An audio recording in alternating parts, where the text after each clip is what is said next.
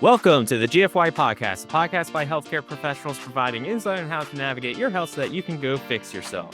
The GFY Podcast, hosted by Mike Bruno, a chiropractor and athletic trainer, and me, Michael Stant, an athletic trainer certified strength conditioning specialist. Although we are healthcare providers, we are not your healthcare provider. We will discuss general health interventions in this podcast, but you should not take that as health advice that works in every situation. Before doing anything on your own or making any lifestyle changes, please consult with your own physician. This podcast and views from this podcast are separate from our full-time jobs and our own opinions. If you're enjoying the GFY podcast, please leave us a review on your listening platform and or subscribe to our podcast at YouTube. Links to our show can be found in the show notes on any platform that you are listening to. Today, first off, I'm pissed off at the journal industry, getting stonewalled, not being able to get the article I wanted. But today, we're talking about strength. I'll give a shout out to the article that inspired us. It's actually an editorial. Jared Powell is the lead author. I don't know him. It's actually you don't know his email is Jared Powell physio@gmail.com. That's about all the information I can get. The title is "It is not all about strength: rethinking mechanistic assumptions in exercise-based rehabilitation for musculoskeletal pain relief." They need cooler names for studies. Sometimes people get really creative. If you remember Brian Catania, he would always want to get creative with titles and stuff that he wanted to do. That's a throwback, that guy. Yeah. Wow. Good dude.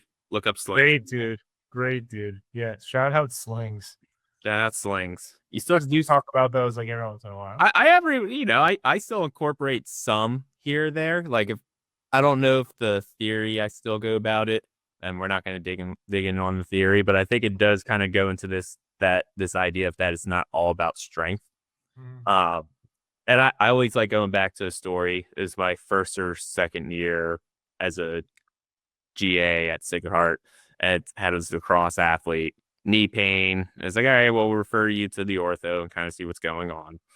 And ortho sees her, looks at her, goes, all right, you're just going to do quad and hamstring strengthening. And in my head, it didn't make any sense. And look, because I was I don't know, she's back squatting a decent amount of weight. She's doing all this stuff pretty well, just in a little bit of pain. And quads and hamstrings are probably always doing something here. I don't know if that's it. I remember I got that another time with a football athlete. Oh yeah, strength of their quads and hamstrings that you see their thighs are the two times the size of their head. Yeah. I get pretty frustrated with that because just getting stronger is such a lazy excuse, especially in active people like that. A lot of people I work with are active in a gym every day. They're like, how much stronger do you want me to get? I'm going to the gym 6 times a week. And the analogy that seems to stick with people the best is it's not about getting stronger. It's about being able to get into positions to use the strength that you have. So it's in there. You just can't use it right now for the reasons of pain, limited range of motion, things like that. Yeah. I feel like anytime I talk to someone, say you do an intervention, it's manual therapy. It's, hey, we're going to do we're going to have you move this specific way to do that reposition. And if you get pain relief almost immediately, we know it's not strength. We know right there off the bat that it's not a strength issue. Yeah. A straight up, is my muscle big enough to do force output? Because we just showed you that you could get better. Because if it was a strength issue, how long does it take to actually hypertrophy muscle? It takes 4 to 6 weeks. It takes a very long time to do that, right? That's the only time you're probably truly looking at strengthening is either someone's truly deconditioned, they haven't done anything for months, or it's post-surgical. I always say, if you're grandma or you're coming fresh off of surgery, that's where strength is good advice. Outside of that, it gets really gray really fast. And right. And we talk about, all right. So when you're working with someone, I think we talked about that base build before, but it's all right, 4 to 6 weeks, we're getting you out of pain. We're improving some things. The next 4 to 6 weeks, we're really laying down the foundation on how to move better. Then after that, then the goal is strength.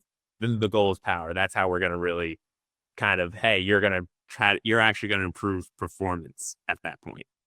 100%. And when we talk about performance, especially in my population, some people don't identify as an athlete. And I say performance means something different to every person. Performance for grandma could be going on her daily walks and playing with the grandkids. In her world, she's an athlete there, right? She doesn't Yeah. have to be on the field in front of thousands of people to be considered an athlete. And I think that's where a lot of clinicians fall short in the private sector because they're focused on, hey, I'm going to poke on this. Does it hurt? Cool. Let's do some stuff. Let's poke it again. Does it hurt? No. Okay. You're cleared. Go do whatever. Yeah. And you're just missing steps 2 through 100, which is doing them a disservice. And they're going to end up right back on your table 6 months later because you didn't actually solve the problem. You just temporarily like erase the symptoms. Yeah, when I was and I still yeah, I still do some coverage in the factory that I work at. We call them industrial athletes. Um, I don't know it's just why I just found that funny.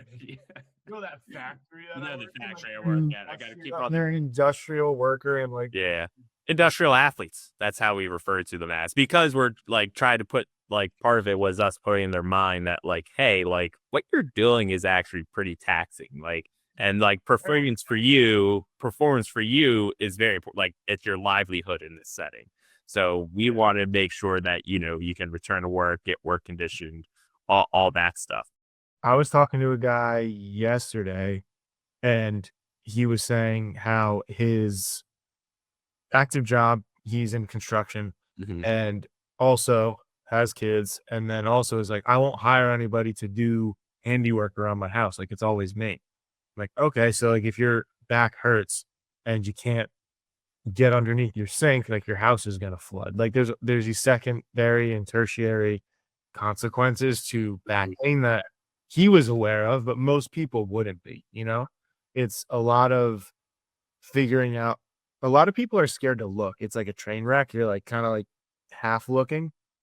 And they're like, when you ask, hey, I just want to get out of pain, no one really thinks past that.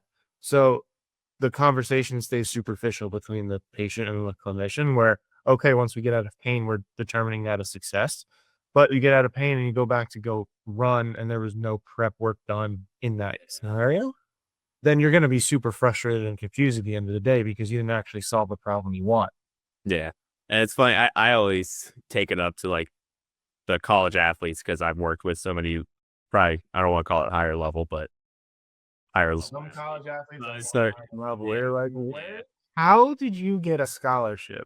But the amount of times that like is very prevalent in like my spring sports because they would get done the sport, they're very beat up, and it's like, okay, well, then they would have like their exit physical and whatnot. It's like, well, you got the summer, so just take off and come back, and you should be fine. Just rest. Z- Batting average was 0 on anyone coming back and actually being ready to like get back into sport or anything like that. And partly because part of it was, I would say it's on me for not trying to like create a better plan for them, but it's also be like, oh well, they're referred to PT, that's all they need.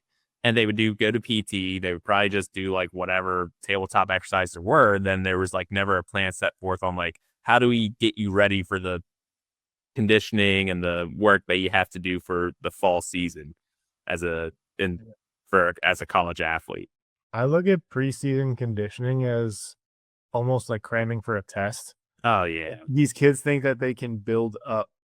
They thought that they could build, and it's a big like timeline thing too, where you're looking at it, and if you think it can only happen, if you think that you can get the results that you want in 4 weeks, then you're gonna cram as much effort into those 4 weeks as possible, and then you're gonna end up throwing up on the field, you know? Yeah. Versus if you trained consistently for the 3 months that you were off, then that's going to get you to a much better level where you're comfortable on that field, and you're like, you're And working then hard, but you're feeling good. and you'll actually probably get a benefit out of that preseason conditioning. Yeah, instead of Kind of just like burying yourself. yeah. This is where I will say like working in baseball has helped me a lot on like how long it actually takes someone to get back because everything in baseball, especially from an injury standpoint, is exponential in a sense. If you don't throw a baseball for a week, it takes 2 weeks to get back to where you were. If it's 2 weeks, you write a throwing program for 4 weeks. If it's 3 weeks, it's 6 weeks. If it's a month, it's 3 months. Like, right, that is, especially from a pitching standpoint. Position players, you can get away with a little bit more because they don't have to throw as hard. But from a pitcher standpoint, that was kind of how the programs had to be set. The issue is that that expectation or that realization is very well in baseball. And like more people, I wouldn't say it's really hit the youth levels. People still kind of do whatever the hell they want. It's probably why we keep having injuries because at the youth levels, it's people doing whatever they want. But Right. in the college and pro level, that realization is already there. And it has kind of happened in other sports. Like I think you see in soccer, probably like anytime there's a muscle strain at this point, it's hey, we got to rebuild workload and stuff like that to kind of get you ready and prepped to go back to sport. Yeah, I mean, in the soccer environment, the tricky part is we only have them in that condensed time frame. Yeah. So these kids are year round with their clubs, and they could tweak their hamstring on day one with us. We have a game Friday, like you're playing or you're not. Yep. So what can we do to like actually get them on the field? Then that's definitely a rush job. Not a rush job in the sense where we're never gonna put them on the field like unsafely, Yeah. but the whole goal is like, okay, like you're only here for 2 weeks, like you gotta play Friday. Or And if you wanna play, like these are the things that we have to go through. And on Thursday, if you're not passing our tests, like you're not playing. yeah, and like those are the risks too. It's like they could also pass all the tests. They can be functionally good, Mhm. but they Yeah. get into the real environment and they like right the reason she No rest, yeah. reason why you want to take a little bit more time on all this stuff is at the end of the day you're just trying to reduce that risk of re-injury for Yeah, nobody has patience. Nobody has patience anymore now. with regards to respecting what's going on in the healing process. It's very well researched, it's very well documented how long it takes for tissue healing to happen, Mhm. especially so like when we're talking acute injuries and everything, in chronic injuries where people like don't know where it came from, that's where the big question mark comes into play. I'm sure a lot of clinicians are confused when they're asked, got taught this in school when they're like, hey, when someone asks how long is this going to take, you don't give them a straight answer. No, yeah. You try to and, like, yeah, like, I don't to be honest, I don't like giving people straight answers, but what I like saying Is that is they hang their hat on that, where if yeah. you told me 4 weeks and it's, 4 weeks in a day and I'm not better. Yep. The I like to give people a framework so at least they can get their head around it. So the first phase, like we're really focused on helping you get out of pain. That's going to take roughly 5 weeks. Then we're focused on once we're in better positions and can move better, we're going to build strength around that. That's also going to take roughly 5 weeks. Then we can talk about performance. But if you're in week 2 expecting to be out there doing pickleball drills and you're still on the table doing manual, you're going to be pissed off. And it's more because we just didn't have the conversation.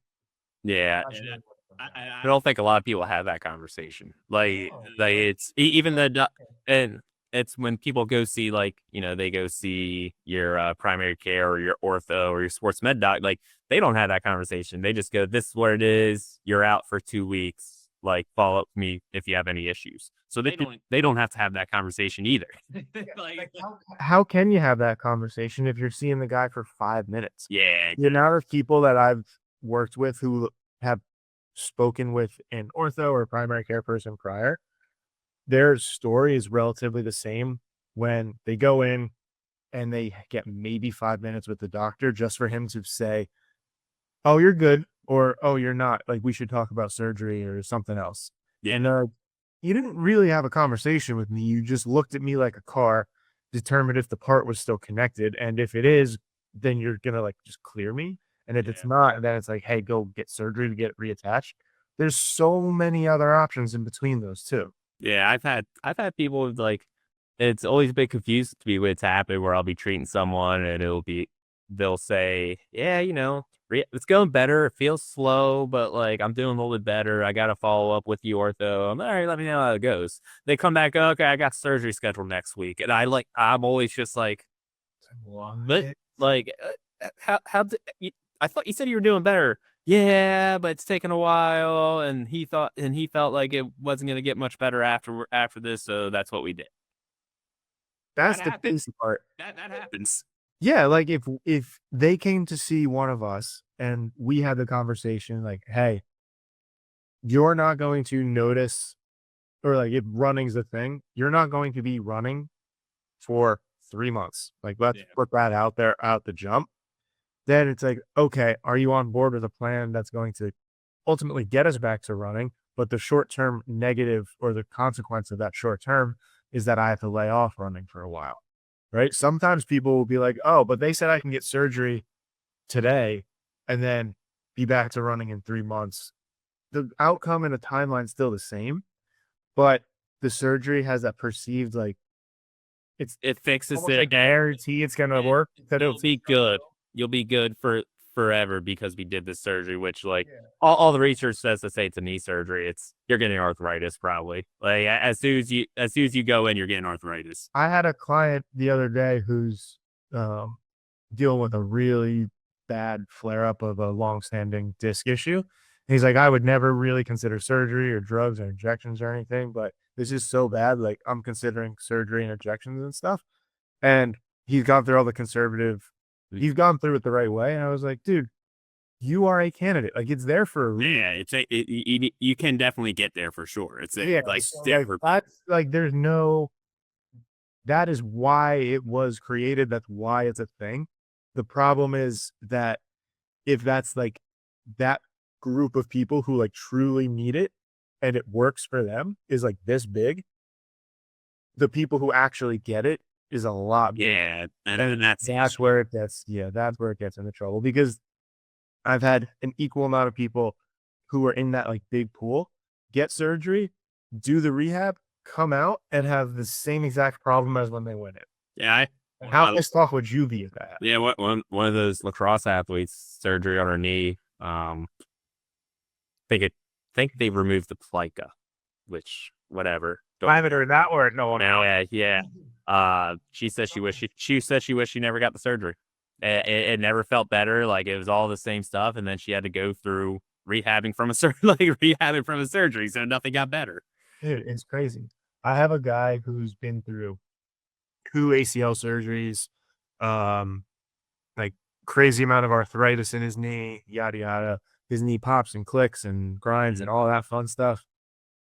If we get him in the if we get him in the right position, he's able to have no knee pain and no clunking. So it's like, okay, there's an entry point there and we can Yeah, fail that.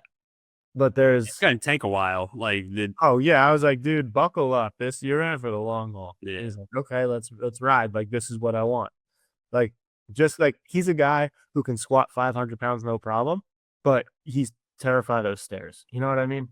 So so it's one of those. It's not a strength problem type of deal. he's the definition. Yeah, He is the definition of it. It's like if you can squat 500 pounds, but your knee hurts going down the stairs, it's not a strength problem, right? It's a position problem. So being able to get into positions in that specific environment to be able to do pain-free stairs, there's a learning process involved with that. There's a lot of stuff that you can do, and no amount of like surgery, pills, or whatever is going to fix that because it's, hey, my knee hurts going down the stairs, but it doesn't hurt when I squat, which means that even if there's a structural problem, fixing that structural problem isn't going to solve the problem because you have a pain-free environment and you have a painful environment. If it was painful across the board, then we're talking, okay, maybe surgery yeah, unavoidable, right?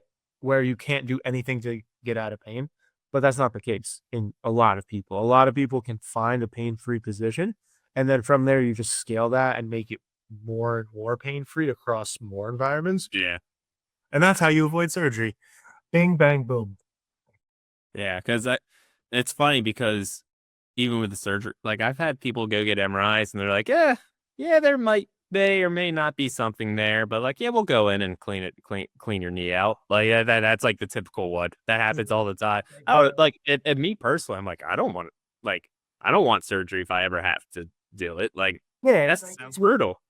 it's not like like you just like spilled something on the floor. It's like, oh, let me just mop it up. Not, That's not how the joints work in your body. you know, And the amount of people I know who have positive MRI findings or X-ray findings and no pain is just as much as the flip who have no findings on their MRI and a ton of pain. So that it's like, hey, what you see on your imaging does not explain your pain is a conversation. I should probably tattoo it on my forehead because of how often I had that conversation. But people are scared that structural damage is a death sentence and guarantees pain and discomfort and dysfunction and all this stuff over time. And again, there is a small section of those people who are absolutely right and they should get surgery, right? But you have to be able to have that conversation with them, explain all of their options, and then they can make that decision themselves. Yeah. If the person is not in that window and you're just like, oh, you should get surgery because like it's only going to get worse, they're probably going to be either very scared of surgery or they're gonna jump right in and do it. Neither of those things in that situation are good. Yeah, well, even that, I think that's the problem. A lot of people don't get all their options put out on the table because there are more options, and people and it's even on healthcare professionals and whatnot. They don't know all the options. They don't know. Definitely on that. Yeah, it's on us to be able to show you, or even like point people in the right, navigate your health. Navigate your health. The shameless plug. Shameless plug. You're absolutely right. If someone goes and gets surgery, but I could have helped them without surgery, and they ultimately didn't want surgery, and that surgery fails, that's on me. Yeah. I'm not being able to explain their options to them. Now, if they were completely aware of their options and they were like, oh, I'm just going to roll the dice, how much more can I do? It's your health, right? Yeah. But if I just didn't tell, like if they came in and they're like, why did you tell me I couldn't have surgery? Right? That's a conversation that should be had with your clinician. Yeah. For sure. Yeah. I think quick hitters, we got anything else? I'm heated. Yeah. Talk you off the ledge. Oh man. I'm gonna go hit my first run of the new program after this. That you were supposed to do yesterday. But It was a long day in the clinic. It's so dark, and I'm sure it's this way in Baltimore too, but in New Jersey, I woke up at 6 a.m. to run. I would need a flashlight on my head. I run with a body light. I knew you would. Yeah. The excuse breaker. Yep. How far ahead can you see in front of you? Pretty far. Like I'm very comfortable with wearing it. You're gonna have to send me the Amazon link. I have a light on my watch now too. Hold on. Would you run like this? I mean, like you could see it, I guess, going back and forth. But no, I don't actually use the watch on the light. I just use the body light. Okay. Well, it's light out now, so I'll be able to go. Yeah. Knock it out. It'll be fun. 5K. Goal of a sub 20-minute 5K for you, which would be running as fast as me, I think. So I haven't actually tested a 5K, so I don't know what that would be like. Dude, 5Ks are fun. Like those are gonna be all like they're all like the fun like family races. Like you got a kid now, you're gonna be doing your 5Ks. Like who knows if you're gonna have time to marathons anymore. Yeah, exactly. All right, speaking of which, I gotta get taken care of it. So go fix yourself.